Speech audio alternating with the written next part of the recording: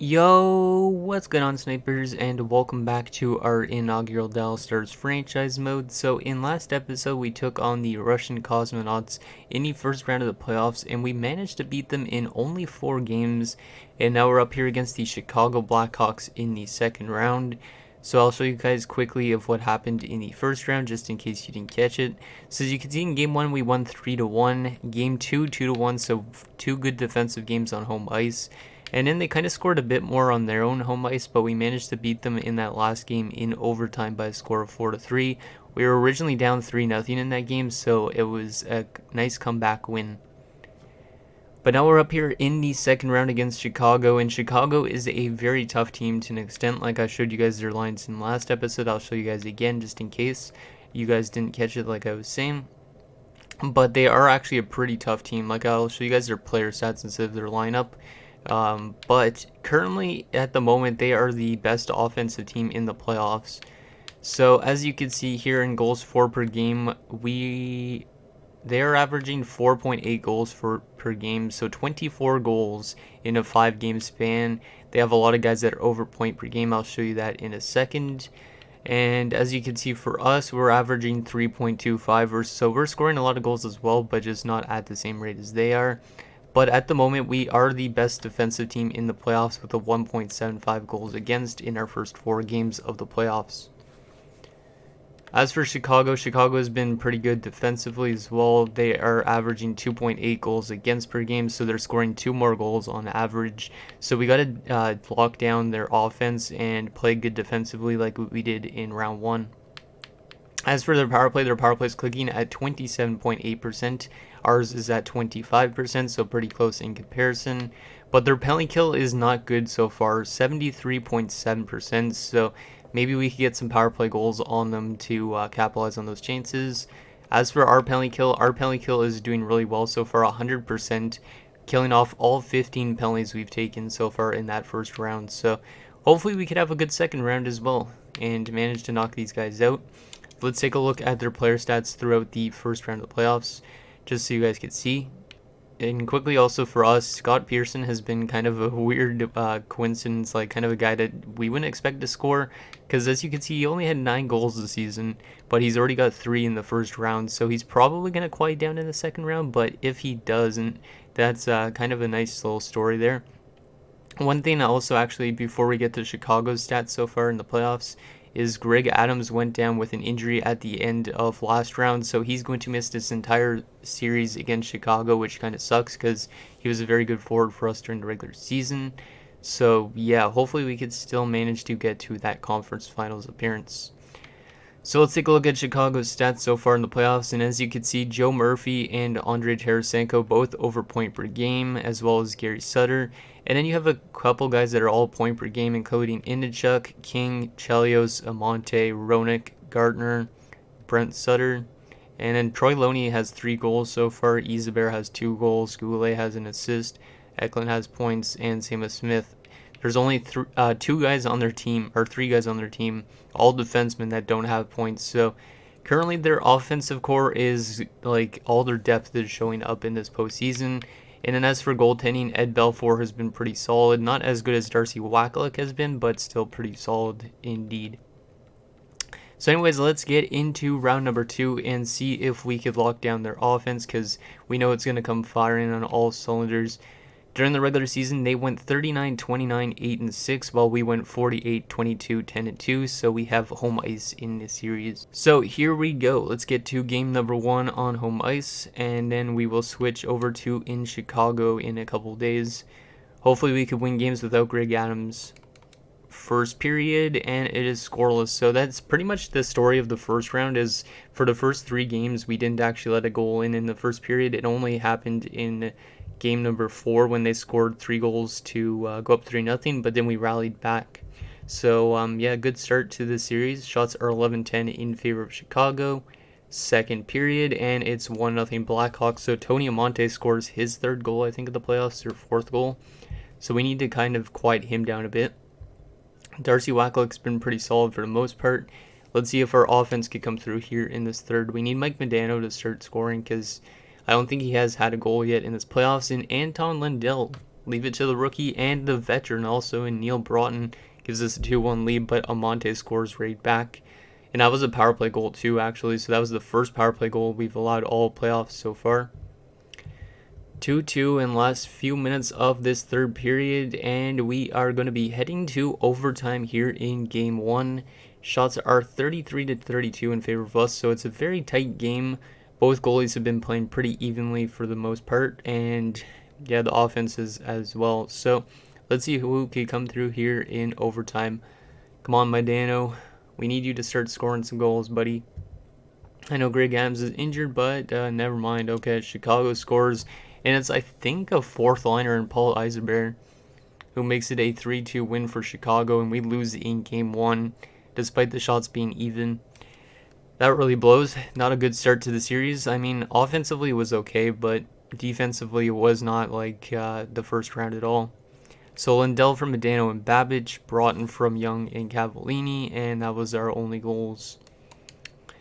So Greg Adams actually had no points though in the first round of the playoffs, so I don't know if he's gonna, like, him being injured is gonna impact his team at all or not, but hopefully we could still score some goals without him. So Belfour gets first star, Monte the second star, and Broughton the third. So Broughton's had a pretty solid playoffs for a guy that's 37 and kind of declining, so I'm glad that at least he's producing. So that was our first loss of the playoffs. Chicago's only lost one game as well at this stage. So let's see if we could rebound here in game number 2. If we can't for some reason, I might make some line changes going back to Chicago, just because we don't want to be losing games in Chicago as well. We want to be able to win both of them if we lose this game. So game number 2, back in the Reunion Arena still. Let's see if we can tie this series. First period, and it's scoreless again. So we're a good first period team, it seems like. We just don't allow any goals, but we don't score any either, it seems like. Shots are 12-5 in favor of Chicago, so we need to start throwing some more pucks on net, because Ed Belfour is just going to turn aside like 5 shots easily in the first period. He's not going to be, like, if we get a lot of shots on him, we might be able to beat him, but if we're not going to get that much shots, that's when we're going to get ourselves into a bit of trouble. Second period, and there we go, 2-1 for us. Russ Courtnall on the first line comes through. Brent Gilchrist makes it 2-0, and Chris Chelios makes it a 2-1 game. We're being outshot 22-13. Somehow we managed to score 2 goals on 13 shots on Belfour. And Andy Moog's in net for some reason now, which is weird because Wakaluk's been in net all playoffs. So Wakaluk might have got injured again, which would not be good. If that is the case, we're going to have to call up Nabokov from the AHL. Let's see if we could just play good defensively here in this third and lock down this game and at least tie the series. But if Wakaluk's injured, that's not good, because I don't know if I really trust Andy Moog, and Joe Murphy scores to tie the game, god damn it. 2-2 here in the third, and Mike Modano finally comes through with his first goal of the playoffs to give us the lead again. Nicely done, Mikey Mo. Last little bit, Brent Gilchrist scores his second, I think, of the game, making it a 4-2 game. Tarasenko makes it a 4-3 game late. And we're going to lock it down and win 4-3, despite them out shooting us 36-22. So Andy Moog gets credited with the win. I don't know if Wakaluk actually started that game or not. So Courtnall from Modano and Hatcher, Gilchrist from Courtnall and Ledyard, Modano from Courtnall and Hatcher, and Gilchrist from Hatcher and Stapleton. I almost said Step On for some reason. 3 stars in that game, Courtnall, Gilchrist, and Hatcher. So Courtnall had a 3-point game, Gilchrist had 2 goals, and Hatcher had 3 assists. Let's see, actually, did Wakaluk start that game? Because if he did, he might have got injured. Yeah, he did. He played 5 minutes and made 4 saves, so either he had to go to the bathroom for like the rest of the game, or he got injured, which more than likely he did get injured. Please don't get injured, Wakaluk, please not. We did just lose Greg Adams, and we did not lose Wakaluk, so I don't know why Wakaluk only played 5 minutes. That's weird. Okay, well, at least we have a tie series going into game number 3 in Chicago. So I think it's the United Center still at this point in time, right? Oh, the Chicago Stadium. Yeah, it's not the United Center yet. Okay, so we shift to the Chicago Stadium and game number 3. Let's see if we could take a 2-1 series lead here. It's been kind of an even series so far, as both teams have been outscoring each other by only 1 goal apiece. First period of game number 3, and we have a 2-0 lead. Neil Broughton scores 2 goals. So Neil Broughton, like I was saying in the first round, scored like I think a couple goals. He's doing that same thing here in the second round, so I'm really impressed with his goal scoring ability at 37.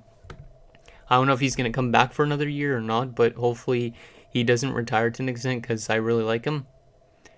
Shots are 14-9 in favor of your Stars. Let's see what happens here in a second. And wow, okay, an offensive explosion for us.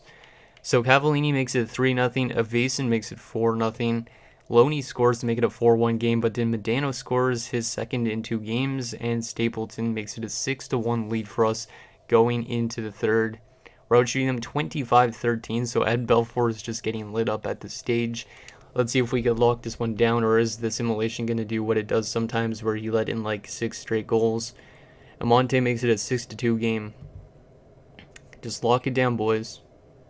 Get maybe another insurance marker just in case, because I don't like those simulations where the team comes back in the third period. Last 5 minutes, it looks like we're going to lock it down. And yes, we're going to do just that, and we win 6-2 here in game number 3. I was not expecting all that offense to come out of nowhere, but at least it happened. So goals in that game, Broughton from Young and Klatt, Broughton from Young and Klatt again. Those goals were only 2 minutes apart. Then Cavallini scores from Gilchrist and Stapleton, Evason from Klatt and Young, Medano from Stapleton and Courtnall, Stapleton from Gilchrist and Craig.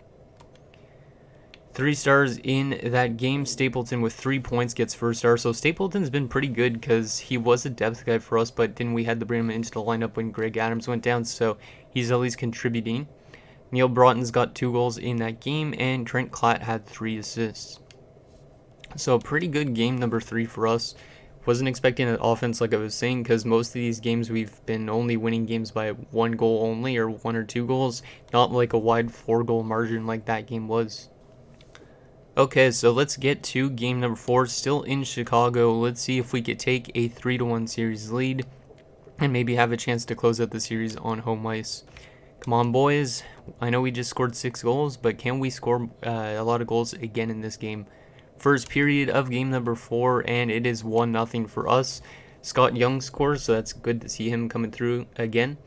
He's actually been a pretty good playoff player for us, it seems like, this year, so I'm pretty happy with that trade we made a couple years back.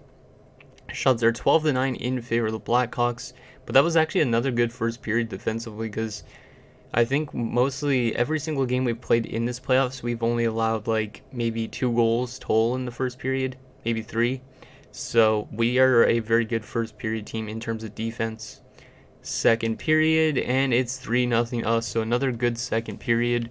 Mike Stapleton scores again to make it a 2-0 game, and Neil Broughton continues to contribute at his old age to give us a 3-0 lead. Shots are 24-21 in favor of your Stars. Let's see if we could just lock this one down here in the third and take a 3-1 series lead headed back home. I'm really impressed with this team, because I didn't expect us to have that good of a playoff run so far. Dave Gagne makes it 4-0. Like I was saying at the end of the season, I felt like we were going to be ousted in the first round, but we're making a good case here in the second round already, so we could be a conference finalist in our first playoff appearance. So we win that game 4-0, so a nice shutout from Darcy Wackluck, I think. So Wackluck's been actually a really good playoff simulator, it seems like. So Scott Young gets his second of the playoffs from Zalapsky and Babbage, Stapleton from Gilchrist and Matvichuk, Broughton from Klatt and Young, and Gagne from Evason and Ledyard. 3 stars in that game, Wackluck the first star, Young the second star, and Gagne the third. Okay, so another great game from this team. Hopefully we could knock them out in the next game, because you never know, really. If you have 2 offensive games in a row, that's not necessarily a good thing always, because then all of a sudden your team could just not score any goals, and then they end up blowing a 3-1 series lead, like what could happen in this. Not saying it's going to happen, but hopefully we could advance to the conference finals. And it looked like Calgary was already in the conference finals, so that's who we're going to have to face if we could win this game. So, game number 5. Back on home ice, first period, and wow, okay. Our offense is just clicking on all cylinders now, even without Greg Adams. Mike Medano scores again, Gagne scores, and Ledyard scores, make it 3-0 after 1 second period, and wow, it's 6-0. How does this team score so much goals all of a sudden? Like, we were only winning games by 1 to 2 goals, and now we're winning games by like 4 to 6 goals. We're up 6-0 going into the third. Shots are 26-15 in favor of us. Will Wakaluk hold off Chicago from getting another goal? Will we get back-to-back shutouts? I don't know. No, we won't. Tony Amonte has been pretty good for the Blackhawks. Roenick scores to make it 6-2. Two quick ones. Final 8 minutes here of this third period. We should pretty much have this in the bag. Yep, and your Dallas Stars are going to be advancing to the conference finals in their first ever playoff run. So this is going pretty good so far. I wasn't expecting Babbage to be that much of a helper to this team, really, because ever since Babbage came over, we kind of like took off in a sense. So Medano gets his third of the playoffs from Courtnall and Lundell, Gagne from Broughton and Cavallini, Ledyard from Klatt and Young, Medano from Courtnall and Babbage, Craig from Gilchrist and Stapleton, and Young from Klatt and Medano. 3 stars in that game. Medano gets first star with 2 goals and assist, Young the second star with a goal and assist, and Ledyard the third with 1 goal. So another good game defensively. We must be still one of the best defensive teams in the playoffs. And our offense also shot up in that round. Like in the last 3 games that we've played, we've scored 16 goals. So I feel like our offense is going to probably start off the next round in a very slow start and not score as much, but who knows. So let's advance a few days, see who we're up against in the next round. I'm pretty sure it's at Calgary. Yeah, it's going to be Calgary. But let's see what happens in the Eastern Conference. Okay, so the matchups now for the conference finals. You have the Rangers and the Penguins, and then you have us in Calgary. So that's kind of an interesting one since the Rangers went to the Cup in '94. This is year number 3, I think, or is it year number 3 or 4? I don't even remember. I think it's year number 2021. Yeah, it's year number 3 already. So the Rangers would have won the Cup earlier. The Penguins could have won Cups in the 90s easily if Lemieux would have stayed healthy all the time. Calgary was another one of those teams that had really good players on it, but they didn't win a cup. Obviously, in the 90s, they won in '89, so this is pretty realistic to an extent.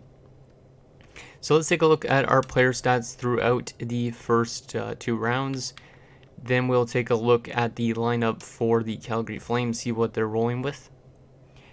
Okay, so after the first 2 rounds, Scott Young's got 11 points in 9 games. He's been very good for us, and that's kind of weird because I actually had a really good season this year. But like last year when he played with us, he had 22 points in 32 games in the regular season. But so far he's over point per game in his first ever playoff run, so that's nice. Mike Medano's got 10 points, so he shot up really big time in that second round. Gilchrist 9 points in 9 games, same with Courtnall. Broughton's got 8 points. Yeah, everybody on this team is contributing. But it does look like what I was suggesting at the start of last episode, or at the start of this episode, that Scott Pearson was probably going to trail off and not put up points. Well, he had no points at all in that second round, but he was a +5 so far this playoff run. So we are off to a very good start here.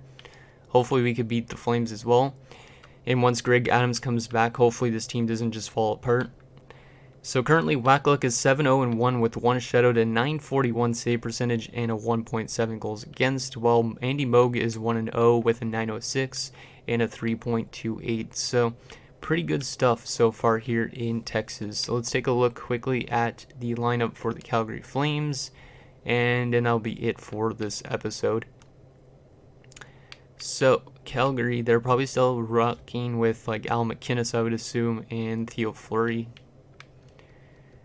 Yep, that's exactly what they're doing with. So they have Gary Roberts, Joe Nieuwendyk, and Theo Fleury. Very good first line. Purely offensively minded to an extent. Well, Roberts is kind of like a grinder defensive player to an extent too, but that's a very good offensive top line.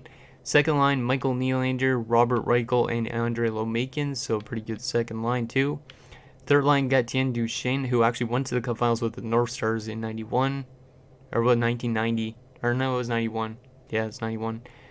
And then at center, we have Wes Walls and Jeff Courtnall. So Jeff is actually going to get to play his brother in Russ. So that's kind of interesting. Battle of the Courtnall brothers. Little storyline there. Also Mike Donnelly, Dave Archibald, and Jermaine T-Top. So that's a very good offensive core. The worst players in 81. So I'm pretty scared of that to an extent. As for defense, you have Bruce Cassidy and Al MacInnis, so very good. Al MacInnis could play both ways.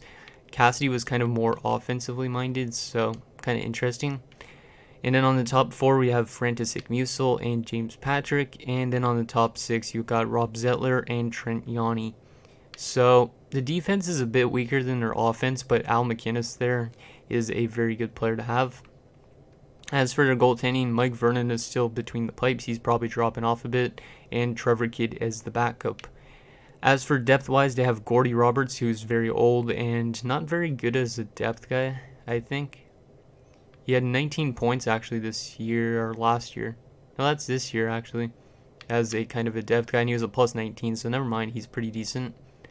As for other depth guys, they have Dan Kexmer and Ron Stearns. So overall-wise, they have a pretty good squad, and I could see why they're in the conference finals. So anyways, guys, that's going to do it for this episode of our Dallas Stars franchise mode. So in next episode, we will take on the Calgary Flames in the conference finals and see if we could get to that Stanley Cup finals for the first time in franchise history. So let me know what you guys think, and I'll see you guys next time.